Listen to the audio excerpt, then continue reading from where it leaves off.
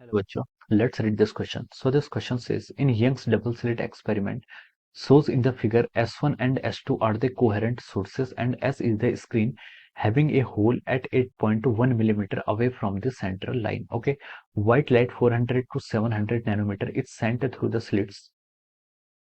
Which wavelength passing through the hole has strong intensity? Okay, option A में क्या given है 400 nanometre, B में given है 700 nanometre, C option में given है 500 नैनोमीटर एंड डी ऑप्शन में गिवन है कितना 667 नैनोमीटर्स। ओके, तो चलिए बच्चों इस क्वेश्चन को स्टार्ट करते हैं।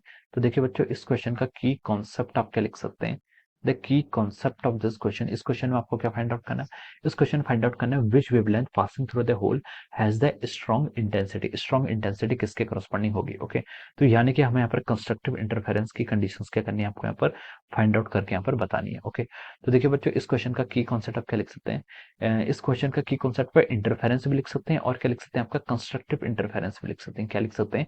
कंस्ट्रक्टिव इंटरफेरेंस के करस्पॉन्डिंग जो आपकी कंडीशंस होंगी वो हमें क्या करनी है यहाँ पर फाइंड आउट करनी है। ओके, तो देखिए बच्चों कंस्ट्रक्टिव इंटरफेरेंस क्या होता है, देखिए आपके पास के यहाँ पर दो सोर्सेस हैं। ओके, S1 एंड S2 आपके यहाँ पर these are the slits S1 S2, या फिर हम बोल सकते हैं these are the act like a source. Okay, और यहाँ पर देखिए यहाँ पर आपके पास क्या screen. Okay, this is the screen, ये क्या आपकी स्क्रीन है। ओके, इस स्क्रीन पर क्या आएंगे आपके पैटर्न बनेंगे, इस स्क्रीन पर क्या बनेंगे आपके पैटर्न बनेंगे।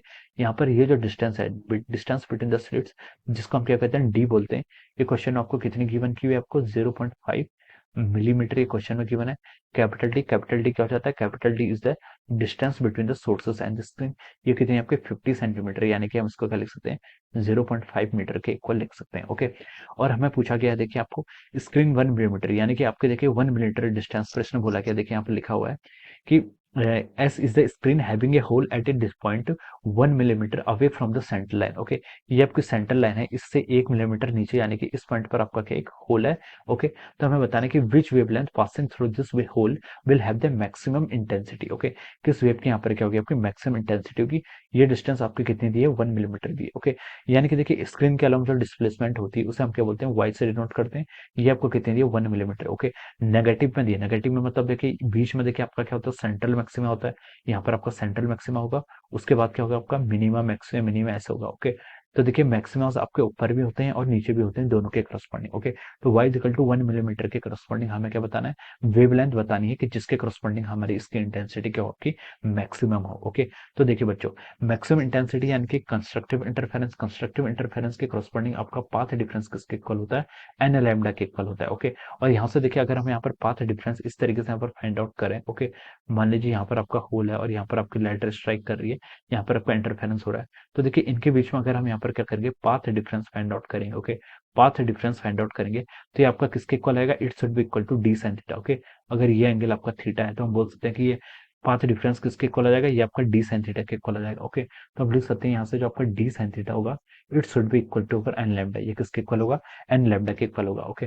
तो देखिए बच्चों यहाँ पर हम बता सकते हैं, देखिए जो आपका स्क्रीन पर जो डिस्टेंस है वाई। ओके, या फिर हम बोल सकते हैं देखिए जो आपकी डी डिस्टेंस है, क्या बोल सकते हैं जो आपकी कैपिटल डी है, कैपिटल डी क्या है, capital D is much much greater than as compare to the slit width, slit width से आपकी काफी बड़ी है, तो ये आपका थीटा हम यहाँ पर अप्रोक्सीमेशन ले सकते हैं इस कंडीशन पे, आपका थीटा की वैल्यू क्या होगी काफी स्मॉल होगी, या फिर हम बोल सकते हैं आपका साइन थीटा किसके इक्वल होगा आपके टेन थीटा के इक्वल होगा। ओके, यहाँ पर हम एक कंडीशन को क्या कर सकते हैं अप्रोक्सीमेट मान सकते हैं जब आपकी ये कंडीशन क्या हो रही है सेटिस्फाई हो रही है। ओके, तो देखिए हम साइड डी टेन थीटा, इसको डी साइन थीटा को क्या लिख सकते हैं यहाँ से d tan theta it is equal to n times lambda. Okay, d into tan theta की वैल्यू कितनी हो जाएगी, टेन थीटा हो जाएगा आपका देखिए वाई के एक्सिस का long distance divided by d is equal to over n lambda. Okay, ये आपका एन लैम्डा हो जाएगा। अब देखिए इसके यहाँ पर पुट कर दीजिए, हमें यहाँ पर वेवलेंथ फाइंड आउट करनी है, एन लैम्डा का प्रोडक्ट फाइंड आउट करना है बेसिकली। ओके, तो देखिए डी डी कितना है आपका, डी आपका यहाँ से आ रहा है 0.5 मिलीमीटर, ये हो जाएगा 0.5 into ten to the power minus three into Y,